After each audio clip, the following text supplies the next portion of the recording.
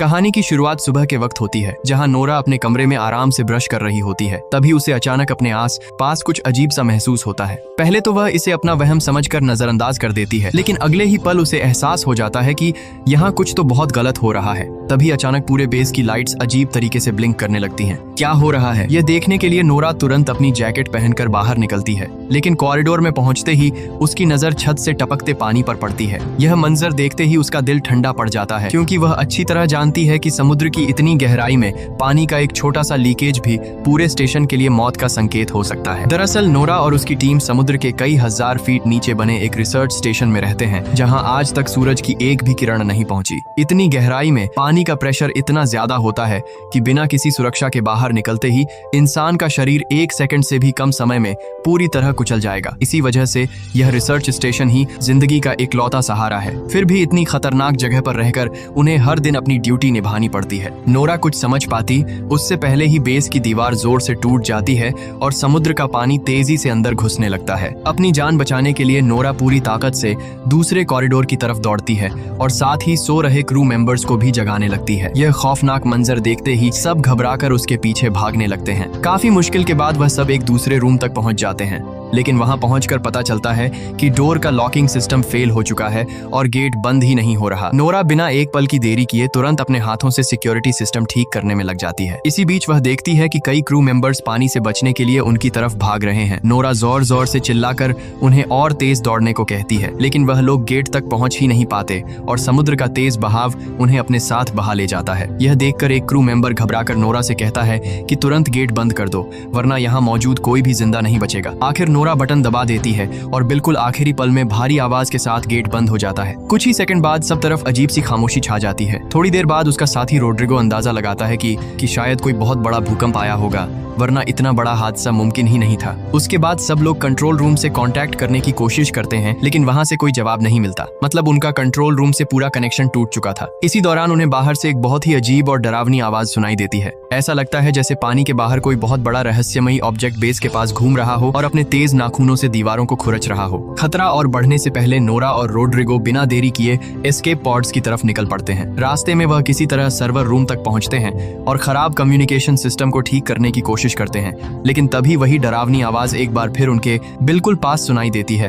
अब उन्हें भी शक होने लगता है कि यह सिर्फ भूकंप का मामला नहीं है। नोरा सिस्टम का डेटा चेक करती है और देखकर हैरान रह जाती है कि पूरा बेस लगभग ताश के घर की तरह टूट चुका है। सिर्फ कुछ हिस्से ही किसी तरह अभी तक टिके हुए हैं। इसके बाद नोरा और रोड्रिगो एस्केप पॉड की तरफ बढ़ते हैं। टूटे हुए रास्तों से रेंगते रेंगते वह आगे बढ़ ही रहे होते हैं कि तभी पीछे से किसी की दर्द भरी आवाज आती है। पीछे मुड़कर नोरा देखती है कि उनका साथी पॉल मलबे के नीचे बुरी तरह दबा हुआ है। नोरा और रोड्रिगो मिलकर पूरी ताकत लगाते हैं और काफी कोशिश के बाद उसे बाहर निकाल लेते हैं। अब तीनों साथ मिलकर एस्केप पॉड की तरफ बढ़ने लगते हैं, लेकिन आगे का रास्ता इतना तंग हो चुका होता है कि उन्हें रेंगते हुए ही गुजरना पड़ता है। सबसे आगे नोरा चल रही होती है। अचानक उसकी नजर एक लाश पर पड़ती है। उस आदमी की आंखें अब तक खुली हुई थीं और उनमें इतना खौफ था कि साफ लग रहा था मरने से पहले उसने कोई ऐसी चीज देखी थी जिसे देखकर उसकी रूह कांप गई होगी। यह देखकर तीनों के दिल में एक ही सवाल उठता है, क्या समुद्र की इस अंधेरी गहराई में सच में कोई ऐसी चीज मौजूद है जो इंसानी सोच से भी परे है? काफी मुश्किलों के बाद वह लोग आखिर पॉड रूम तक पहुंच जाते हैं, लेकिन वहां पहुंचते ही उनके पैरों तले जमीन खिसक जाती है, क्योंकि रूम में एक भी एस्केप पॉड नहीं बचा था। वहां सिर्फ कैप्टन लुसियन मौजूद थे, लेकिन डोर लॉक होने की वजह से वह अंदर ही फंसे हुए थे। नोरा किसी तरह बाहर से सिस्टम चलाकर डोर खोल देती है। बाहर आते ही कैप्टन बताते हैं कि जितने भी पॉड्स थे उनमें बाकी क्रू मेंबर्स को पहले ही सरफेस की तरफ भेज दिया गया है। अब उनके पास सिर्फ एक ही रास्ता बचा है, किसी भी तरह सबमर्सिबल रूम तक पहुंचना। नोरा कैप्टन को बताती है कि पूरा बेस लगभग तबाह हो चुका है। उन्हें यह तक नहीं पता कि कितने लोग अभी भी जिंदा हैं और क्या वह खुद भी बच पाएंगे या नहीं। फिर नोरा पूछती है, आखिर यह सब हो क्या रहा है? कैप्टन कहते हैं कि अपनी पूरी जिंदगी में उन्होंने पहली बार ऐसा हादसा देखा है, लेकिन इस वक्त डरने का नहीं, मिलकर इस मुसीबत का सामना करने का वक्त है। इसके बाद सब लोग कंट्रोल रूम की तरफ बढ़ते हैं। वहां एमिली और स्मिथ पहले से ही बाहर की दुनिया से कांटेक्ट करने की कोशिश कर रहे होते हैं, लेकिन कहीं से भी कोई सिग्नल नहीं मिल रहा था। ऊपर से कंट्रोल रूम को बार बार इतने जोर के झटके लग रहे थे कि जैसे बाहर कोई बहुत बड़ी चीज पूरे बेस को धक्का दे रही हो। नोरा सिस्टम चेक करती है और बताती है कि बेस के ऊपर वाले सारे फ्लोर्स और कूलिंग टावर पूरी तरह खत्म हो चुके हैं, लेकिन सबसे बड़ा खतरा बेस का कोर है, जो पूरे स्टेशन को पावर सप्लाई देता है। अगर वह कोर फट गया तो उसका धमाका इतना खतरनाक होगा कि पल भर में पूरा रिसर्च बेस तबाह हो जाएगा। अब उनके पास बचने का कोई आसान रास्ता नहीं था, क्योंकि बाकी बचे एस्केप पॉड्स भी नष्ट हो चुके थे। जब सब लोग अपनी मौत को लगभग तय मानकर उम्मीद छोड़ने लगते हैं, तभी कैप्टन कहते हैं कि उनके पास अभी भी एक आखिरी मौका बचा है। उन्हें बेस के सबसे गहरे हिस्से में जाना होगा, जहां ड्रिलिंग का काम चल रहा था। हो सकता है वहां कोई पॉड अभी भी सलामत हो। कैप्टन की बात सुनकर पॉल कहता है कि ड्रिलिंग साइट यहां से लगभग 1.5 किलोमीटर दूर है। ऐसे हालात में इतनी दूर पहुंचना लगभग नामुमकिन है। इसी बीच स्मिथ को ड्रिलिंग साइट से आया हुआ आखिरी सिग्नल मिलता है, लेकिन जैसे ही सब लोग उस रिकॉर्डिंग को सुनते हैं, उनके चेहरों का रंग उड़ जाता है। उस सिग्नल में सिर्फ लोगों की दर्द भरी चीखें और किसी अनजाने खौफनाक जीव की डरावनी आवाज सुनाई दे रही थी। तभी अचानक पूरा बेस एक बार फिर से जोर जोर से कांपने लगता है। ऐसा महसूस होता है जैसे अंधेरे में छिपा कोई बहुत बड़ा दानव पूरे स्टेशन को खिलौने की तरह तोड़ देना चाहता हो। पॉल निराश होकर कहता है कि उन्हें इतनी गहराई तक ड्रिलिंग करनी नहीं चाहिए थी।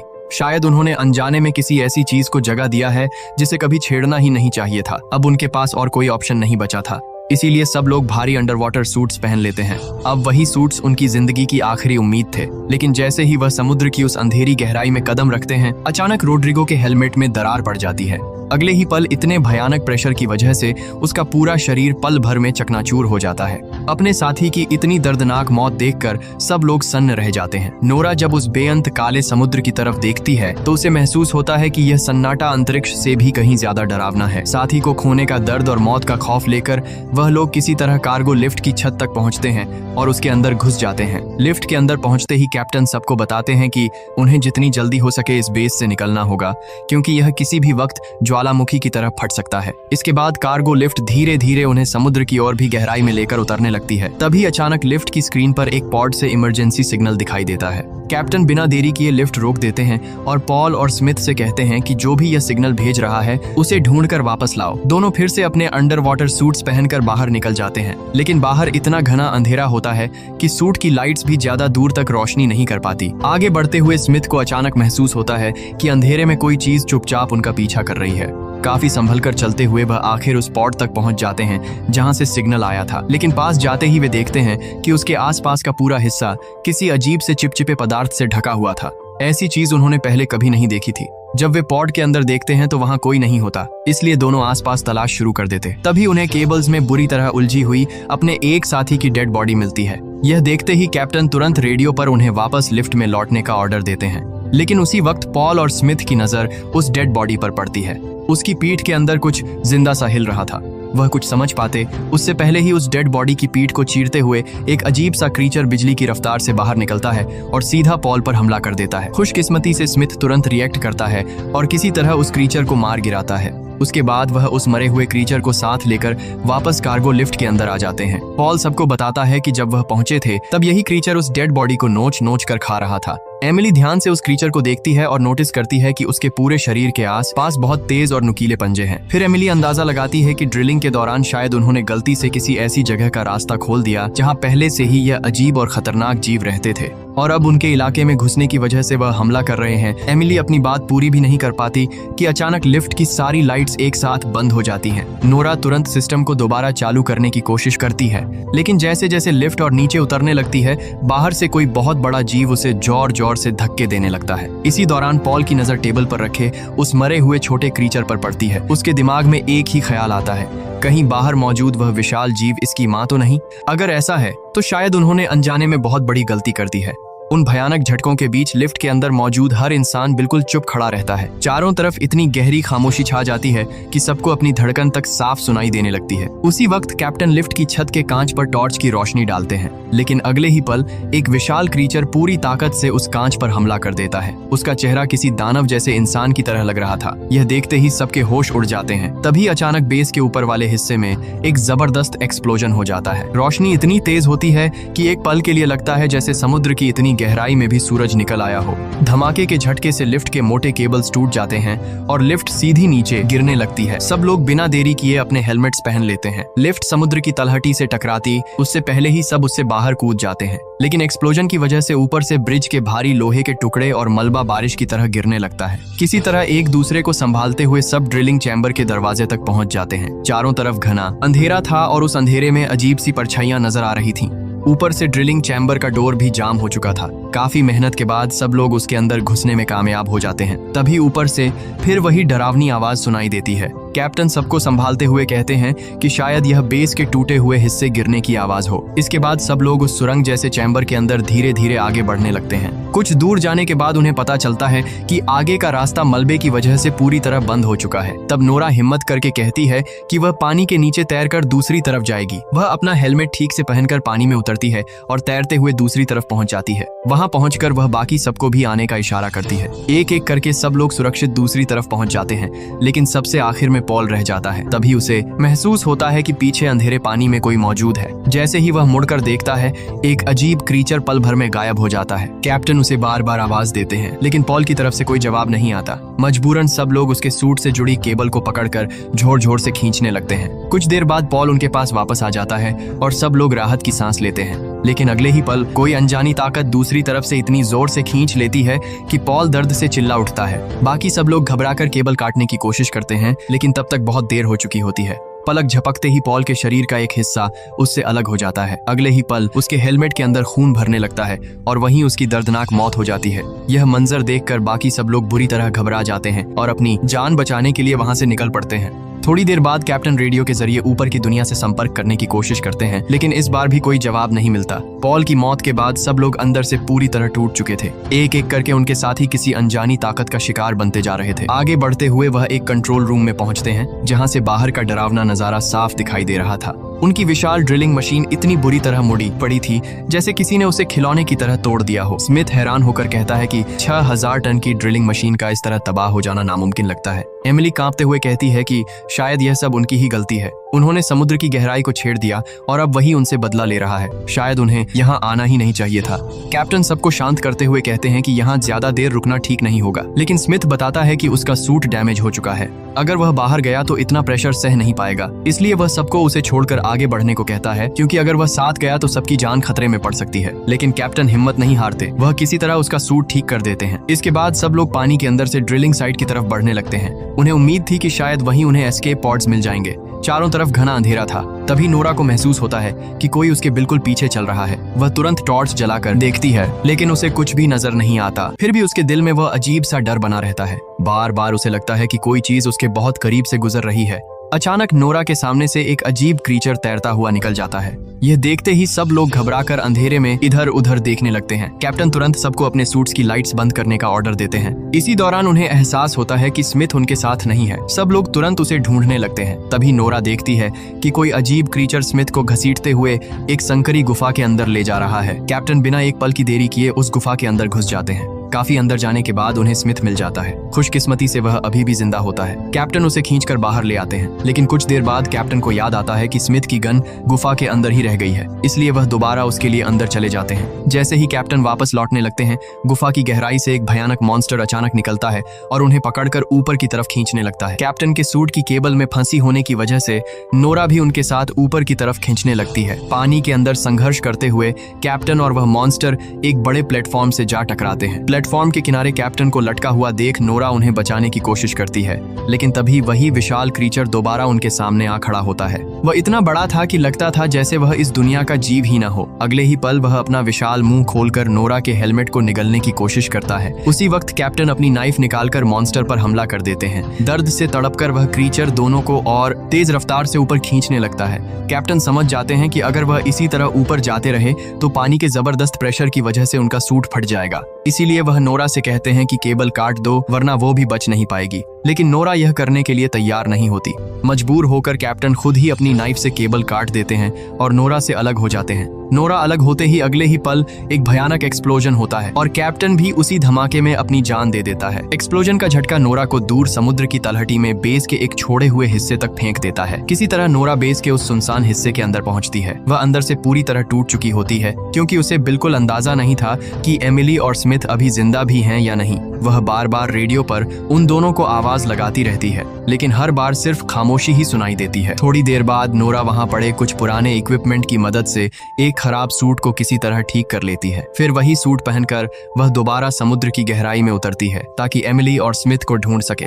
कुछ दूर बढ़ने के बाद अचानक रेडियो पर एमिली की आवाज सुनाई देती है। उसी वक्त नोरा को दूर अंधेरे में एमिली के सूट की लाइट चमकती हुई नजर आती है। काफी मुश्किल से वहां पहुंचने पर नोरा देखती है कि एमिली बुरी तरह घायल स्मिथ को खींचते हुए आगे ले जा रही है, क्योंकि स्मिथ अब अपने पैरों पर चलने की हालत में नहीं था। नोरा एमिली को संभालती है और फिर तीनों मिलकर धीरे धीरे ड्रिलिंग साइट की तरफ बढ़ने लगते हैं। चारों तरफ इतना गहरा अंधेरा और सन्नाटा होता है कि हर पल उन्हें ऐसा महसूस होता है जैसे कोई खौफनाक चीज छुपकर उन पर नजर रखे हुए हो। कई साथियों को खोने के बाद वह आखिरकार ड्रिलिंग साइट तक पहुंच ही जाते हैं, लेकिन वहां पहुंचते ही उनकी परेशानी और बढ़ जाती है। मेन गेट तक पहुंचने के लिए उन्हें बीच में बने एक पुल को पार करना था। सबसे डरावनी बात यह थी कि उस पूरे पुल पर हजारों खतरनाक क्रीचर्स गहरी नींद में पड़े हुए थे।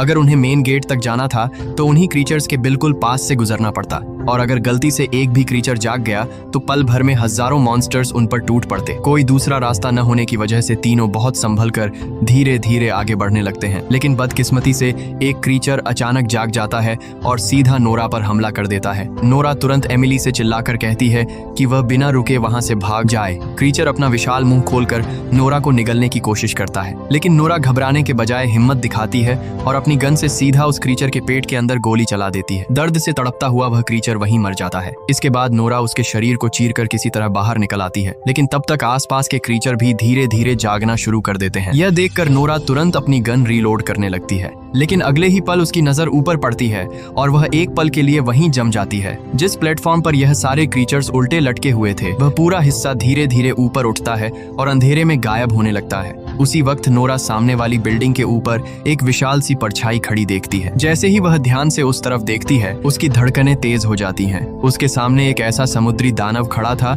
जिसका साइज देखकर किसी के भी होश उड़ जाए। वह इतना विशाल था कि उसके सामने करीब 50 मंजिला बिल्डिंग भी छोटी लग रही थी। अपनी जान बचाने के लिए नोरा पूरी ताकत से मेन गेट की तरफ दौड़ पड़ती है। तभी वह विशाल मॉन्स्टर अपने पैर से पुल पर इतनी जोर से वार करता है कि पूरा इलाका हिल उठता है। ऐसा लगता है जैसे पानी के नीचे कोई बहुत बड़ा धमाका हुआ हो। उस झटके से नोरा दूर जाकर गिरती है और बेहोश हो जाती है। अगले ही पल एमिली वहां पहुंचती है, नोरा को खींचते हुए मेन गेट के अंदर ले आती है। फिर बिना देरी किए वह दरवाजा बंद कर देती है। स्मिथ, एमिली और नोरा किसी तरह अंदर तो आ जाते हैं, लेकिन खतरा अभी भी खत्म नहीं हुआ था। बाहर खड़ा वह विशाल मॉन्स्टर पूरी ड्रिलिंग साइट को जड़ से उखाड़ने की कोशिश करने लगता है। किसी तरह तीनों आगे बढ़ते हुए पॉड रूम तक पहुंच जाते हैं। वहां कुल 3 एस्केप पॉड्स होते हैं। नोरा उन्हें चेक करती है और पता चलता है कि उनमें से सिर्फ 2 ही सही तरह काम कर रहे हैं। वक्त बर्बाद किए बिना नोरा और एमिली मिलकर पहले स्मिथ को एक वर्किंग पॉड में बिठाकर सरफेस की तरफ भेज देती हैं। उसके बाद नोरा एमिली से कहती है कि वह दूसरे पॉड में बैठ जाए, लेकिन एमिली समझ जाती है कि तीसरा पॉड खराब है, इसलिए वह नोरा को अकेला छोड़कर जाने से मना कर देती है। तब नोरा उसे समझाती है कि स्मिथ के साथ उसका पूरा भविष्य जुड़ा हुआ है। एमिली की आंखों में आंसू आ जाते हैं। वह कहती है कि नोरा को हर हाल में वापस आना होगा, क्योंकि वह उसका इंतजार करेगी। यह कहकर नोरा खुद एमिली का पॉड लॉन्च कर देती है। अब पूरे बेस में नोरा अकेली रह जाती है। उसी वक्त पॉड रूम की कांच की दीवारों पर बाहर से छोटे छोटे क्रीचर्स लगातार हमला करना शुरू कर देते हैं। नोरा सिस्टम चेक करती है और देखती है कि हजारों क्रीचर्स एमिली और स्मिथ के पॉड्स का पीछा कर रहे हैं। सब कुछ समझने के बाद नोरा एक गहरी सांस लेती है और बेस के पावर कोर को अपने हाथों से ओवरलोड कर देती है। इसके साथ ही पूरे स्टेशन का सेल्फ डिस्ट्रक्ट मोड एक्टिवेट हो जाता है। कुछ ही सेकंड्स बाद काउंटडाउन खत्म होता है और पूरे बेस में एक जबरदस्त एक्सप्लोजन हो जाता है। यह धमाका इतना शक्तिशाली था कि वह विशाल समुद्री मॉन्स्टर भी उससे बच नहीं पाता। इसके साथ साथ बाकी सारे क्रीचर भी उसी धमाके में हमेशा के लिए खत्म हो जाते हैं। इस तरह नोरा अपनी जान की परवाह किए बिना अपने दोनों साथियों की जिंदगी बचा लेती है। बाद में न्यूज में दिखाया जाता है कि ड्रिलिंग साइट से 2 क्रू मेंबर्स को जिंदा रेस्क्यू कर लिया गया है और इसी के साथ यह कहानी यहीं समाप्त हो जाती है। अगर आपको यह वीडियो पसंद आई हो तो एक लाइक जरूर करें और ऐसी ही जबरदस्त मूवी एक्सप्लेनेशन वीडियो देखने के लिए हमारे चैनल को सब्सक्राइब करना बिल्कुल मत भूलिए।